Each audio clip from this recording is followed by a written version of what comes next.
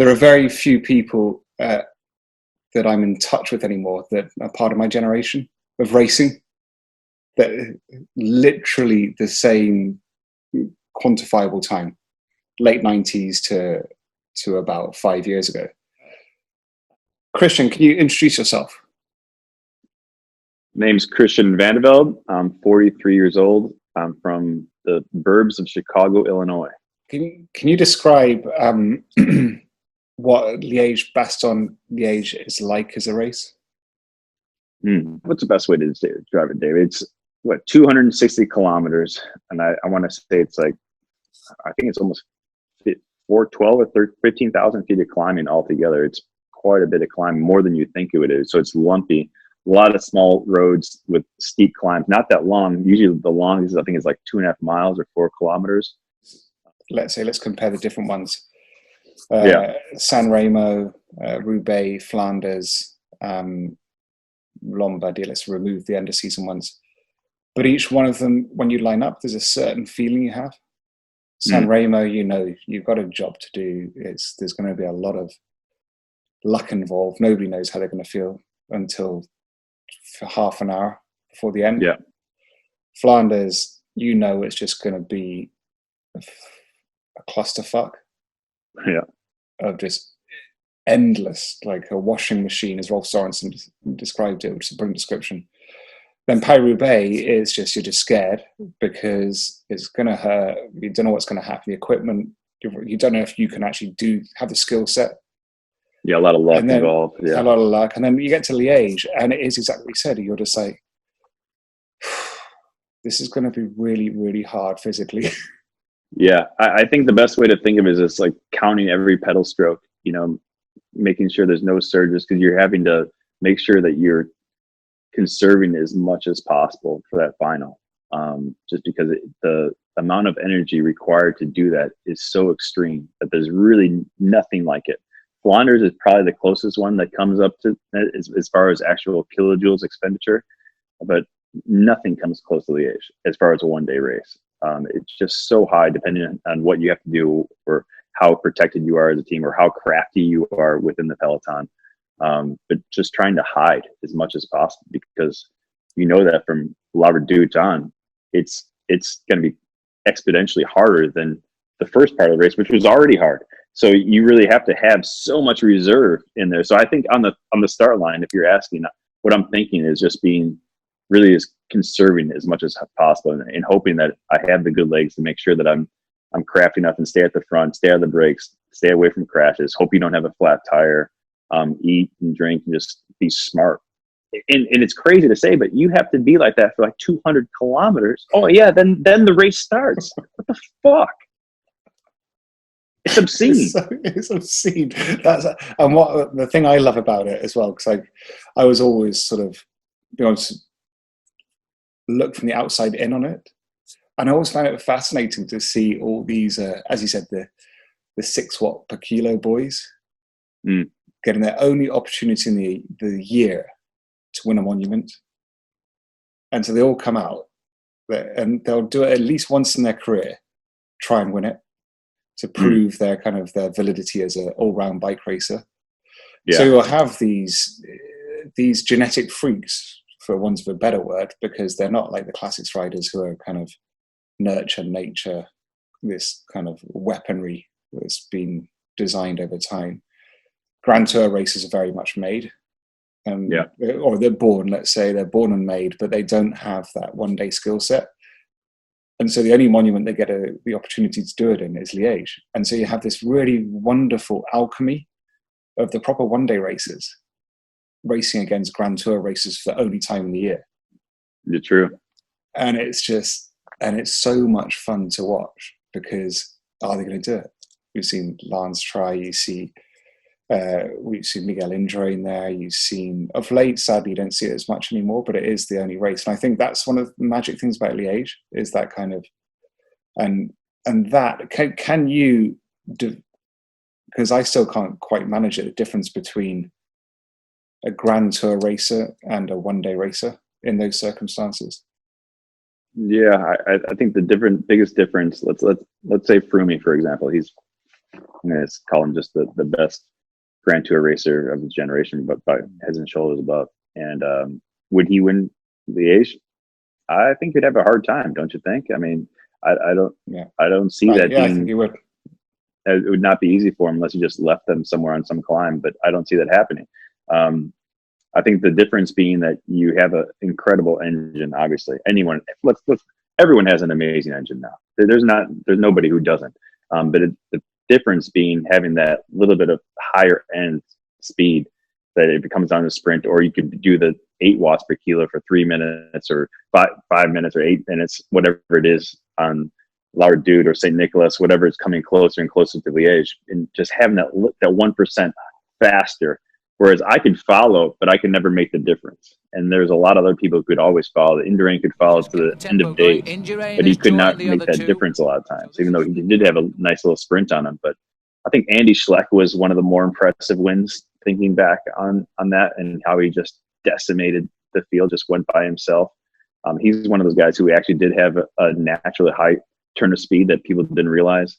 But then you have Philippe Gilbert do the same thing, within a year. Perito was another guy. Valverde, of course, who doesn't maybe have as big of an engine, who has a little bit more fast twitch in him than slow twitch. So he can't really win. He's not as proficient in a 3-week race as some of the others as you would expect he would be. But yeah, there's just it's so minute that you can't really see it. Then you see what Jakob did last year, Jakob Fuglsang. Another incredible win after a long time of trying very hard. So you were saying you watched some YouTube videos? Well, first of all, when I'm watching all these, and I absolutely adored the documentaries that they did for the 100th anniversary of Flanders from behind the scenes. And what, first of all, that I see is more from a parent or a mature person, how insane it is, especially going through the caravan. It's terrifying to me. But more to your point, but looking back at 2000 Liege-Bastogne-Liege was the first one I watched, because the whole race broke apart on La Redoute. Now there's 80, 90 people go over La Redoute. It's a bump in the road. Before we used to call it Later Dude, and it wasn't La Redoute, it was Later Dude, because it was either you were there or you weren't. That was 99. I mean, you think what VDB did that, him and Bartley just going head to head, badass shit was going down in La Redoute. And so when I did my first good Liège, there was only, I think 24, 25 of us who went over the top of La Redoute, and that was it. And there was just a race amongst us into the finish line. So yeah, that was 2000, and that's the biggest difference in seeing where the race was breaking up back then, in the attrition rate and where the attrition happened, and now the size and the quantity of riders all at that same level is so much higher. There's so many more people. Maybe the speeds are the same, but there's 3x or 4x the amount of riders who could do that same speed. We've got a level playing field now, in the sense that the doping culture has been replaced with an anti-doping culture. But with that has brought professionalism to a degree that never existed. We were essentially really good amateurs compared to what they're doing now, which is part of it. Even 6, 7, 8 years ago was a big change. Really just it hasn't been that long. Yeah, no, it hasn't at all. And but then I suppose this is actually I hadn't thought about, which I don't really kind of confront often, is I'll give my opinion first. I fell in love with professional cycling because I found it romantic. I found it completely bonkers, insane. I'd have to go and live in a different country, learn a different language. You do things that none of your peers knew anything about. You weren't going to get any status, because the majority of the questions asked me in my first 5 years being a professional, when I came back to the UK, if I told them I was a professional cyclist, they'd say, well, so what do you do for a living? It wasn't, so it was a passion. And we knew all the history. You're like me, you're a dork. You're kind of into it. Yeah. And all of us expats, as Anglo-Saxons that got into it, were absolute dorks. And nowadays This is none of this is negative towards modern generation, but it's a different sport. You know, you can have a great professional career without ever living outside your own country, without ever having to learn another language, without ever having to go on a team that doesn't speak your language. Sure. And you can get fettered in your country. You can get it's very different when we were literally the last generation to split old cycling and new cycling, 20th century and 21st century. Mm-hmm. The 21st century cycling it's a different beast. It's a completely different beast. And I don't know, I'm rambling, but do you see it like that? Yeah, no, I've been asking me like what sold me on. I mean, it's a little bit different just because, you know, like you stated earlier, not many kids grow up with a Olympian as their father, and him being starring in a silver screen movie with Breaking Away as one of the bad guys in Breaking Away. So that I was already in awe of my father. He was my hero. I wanted to be just like him. And I really was just like, well, if he could do it, it can't be that hard, you know. So I should do that. So, and then I had all these, and we've talked about this before. I had all these things. All right, well, my dad made his first Olympic team when he was 19 and a half or 20. I'm going to try to make it when I'm 19. He made a second, you know, all these kind of things where I tried to emulate or at least match or beat. And so those kind of things I was always trying to, those were like goals that I already had inside my head. From an early date, really, you know, when I was 15, 16 years old, and to the point where my dad's friends would say, hey, you know, it's okay if you never turn pro, and you're most likely not going to be like your dad. And I'm like, fuck that. I'm gonna be just as good, if not better. I'm going for this. And you know, the same conversations, honestly, that we're having about these guys right now, and we're in awe of what they're doing. He would be the same thing. I didn't speak his language immediately. The first kind of training blocks that we were doing, you know, 35,000 kilometers as a team pursuiter. What the hell? You know, to this day, I still don't know how we did that. It doesn't make any sense, but we did it. But the reason I fell in love with a lot of the same reasons as yourself. A little bit different style. It wasn't for status, because it's just the same thing as yourself. With, you know, and especially in the burbs of Chicago, people are like, why, where are you going? You know, and what are you going to do for a living? You know, you're going to marry my daughter. What's your job? You know, and I had these conversations with my father-in-law, you know, and, but yeah, it didn't take me long to completely be enamored with it. Want to be a part of it, and want to make my name in it. If you go, well, what was the hardest? What was the race that was the most magical? And what was the biggest regret? Ooh. So hardest, magical, regret.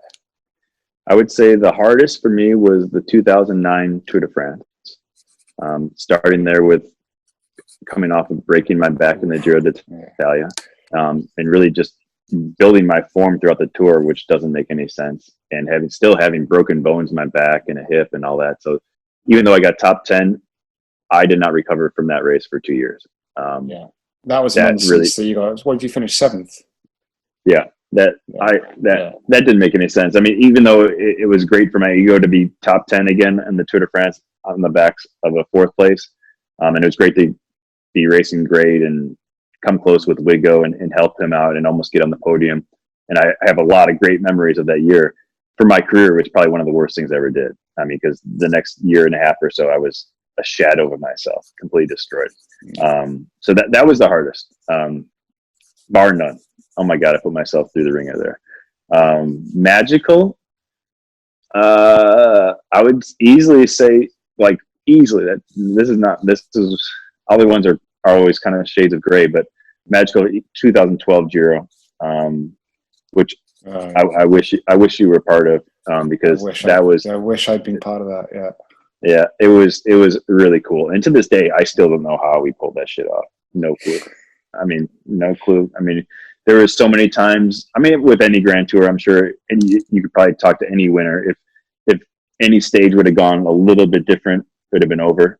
There were so many times with Ryder, you know, whether it be him being 180th place in the back at the bottom of the climb, and I'd yell at Robbie Hunter and he'd go and grab him by the neck and bring him to the fore, you know, or him and I not having the best of form and just hanging on for dear life in the first mountain stages, and Ryder just getting better and better, and to the Stelvio. And just, I remember everything about that last day, about waking up together. We didn't say a word to each other.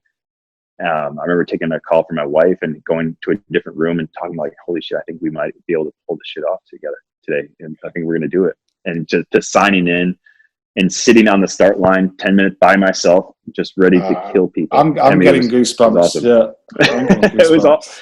It was awesome. You remember Ryan and I marking every move, being in the breakaway.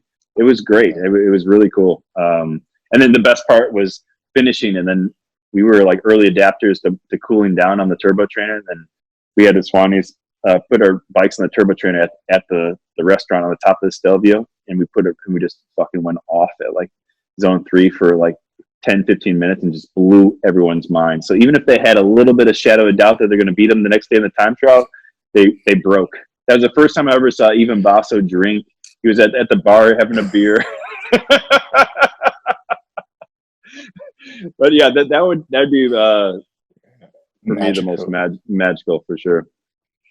And then regret was the third one. Ooh, I don't like to try not to talk about regrets, but I would say overarching regrets, even just doing this little drill of looking back at these races and how many times we were in okay form but not great. So how many times I was right around 20th place in a classic, and why I didn't take it a little bit seriouser, try to focus on one instead of just trying to be good all the time. And those were kind of the things that, especially when I was young, especially when you were young, I mean, those are the kind of things that I really look back at and like, shit, if we just had a little bit more guidance. But we were making our own way. We didn't know what the hell Schelde price was. We didn't know where I didn't even know where the Basque Country was when we showed up. I thought it was going to be hot when I got there. It snowed the whole damn time. All these kind of things, like we just didn't really know. And I think that's part of being an expat at that point in time, and not having a smartphone and not having all that kind of information at your fingertips. Christian, to throw you a bone on that one, and both of us, we didn't know what we'd eat that evening. No. You didn't know what the hotel would serve you? Hell no. No. It's like it seems like such insanity now. It does. Hotel, so no, yeah, they've got no pasta or rice. Okay. But Dave, I'm going to throw it back on you real quick, because I was looking up at your pro cycling stats, and I was interested to see that you'd done the same amount of classics as myself. So you did 18 classics. And I love the stats, by the way. We don't think we have enough in cycling. You did 24 Grand Tours. That's a lot. When you have, I think you only had 4 or 5 DNFs. 4 or 5. Almost 20. I obviously had a 2-year kind of ban in the middle of it as well. Oh, that's true. You're cheating. You got a full break in the middle of your career. Great. You had a renaissance. I had a renaissance. But I would love to ask you though, because I always thought that if anyone ever saw you on the bike, you're absolutely gorgeous in what you could do on the bike, and what ease it seemed as though it was for you. And I don't like talking about regrets, but I would love to know, in your mind, and knowing the physical capabilities that you have, if it was the right time, right place, what are the things that irk you a little bit? Yeah.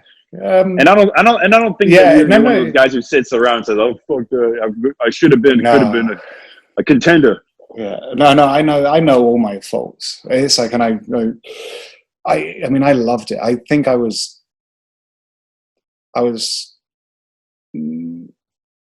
ahead of my time, because in my first years, I was buying my own SRM. I had all the equipment. I was a machine in 1997, 1998, 1999, and then I just got disillusioned. And I was like, and then I just kind of gave up on it all, because I was like, you know what? I can't beat you guys. I tried all these different things. So I guess the only thing that hurt me is is I wasn't patient. You know, I could have been patient. I could have not done exactly what you said, where it's that you always kind of, it becomes status, and it's also, let's get to the harsh reality. You have to keep that contract coming in, so you have to get your results, and you have to keep the team happy. If I'd been strong-willed enough and had that that tribe, that village to go back to, those people that would have kind of allowed me to do that, then I wish I could have held on to the late to like 2008, 2009, 2010, and then gone full gas. But by the time I got there, I was kind of pretty tired. Is there any race though in particular though that you're like, oh man, this, like Milan San Remo, that I looked at your results. San Remo, San Remo was a lot. Yeah, that was always my dream race. That was the one the one I encountered in Hong Kong. That was the one that I saw the poster of. It was the first monument I ever watched on a video, VHS, and it was 1993 Fondrius, and I was like, that's so cool. And so that was always, I always went there. And actually, this is a mad one. What was it? What year did Bettini win and Paolini was second? I think it was 2000. Might have been 2000. So I used to always go there because I wanted to do Milan San Remo, Tirreno Adriatico, because I always wanted to be good at Milan San Remo because that was my dream race. But I had this horrible allergic reaction every time I went to Tirreno, and I think it was Italy, but I can't be sure. So out of my, I think, 8 Tirreno starts, I stopped it 5 times on the first day. Amazing. So in one of those scenarios, I tried all winter, I get all ready, I get there, and I just get this horrible bronchitis thing. And then one year that happened to me, and I went back to Biarritz, and I was like, sod it. And I took 5 days off my bike, then trained again. And I turned up to sign up for my first San Remo. So on those stats, are they there? When was my first San Remo? I think it was, I don't have it in front of me, but I think it was 2000 or 2001. 2001, so I was 23, 24. And that was your best result? That was my best result. But I was there at the front when Paolini went. And so he was setting up Bettini, and I just went. And this is where, and I was clean as a fucking whistle. And I was just going so hard, and everyone was gone. And I was like, we're 800 meters from the top, the Poggio.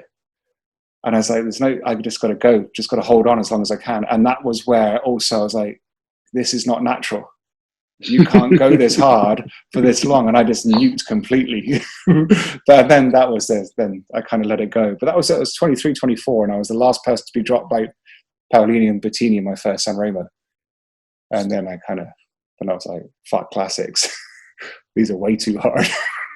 Yeah, but you know, thinking back though, I mean, there couldn't have been a better race for you for what your God-given talents are. I mean, that's a race that'd be perfect for. Yeah, it is a really cool race. It's so cycling San Remo in the sense that it's 280 Ks of nothing happening, and then everything happens in 20 Ks, 18 Ks, and you think, God, and everything can happen. And it's so Italian too, is it? Because it's not really the gnarly. It's not that hard. I mean, you think of like it being. It's okay. It's hard, but it's not. It's not the one monument everyone can finish. Yeah, but you know, it's so Italian. It's because it's sexy as shit, right? I mean, you're just ripping down there. It's gorgeous. You know, you're ripping over the Poggio. You have to descend beautifully to win the race as well. And you maybe have to sprint. Everything about it is just Italian, and it's so sad not to have it this year to kick off the classics. Hopefully, we'll see some of these races. I mean, the way the calendar looks right now, if it does happen like this, is going to be insane. So, all you out there, if you're missing it, you better get your rest because it's gonna be coming fast and furious.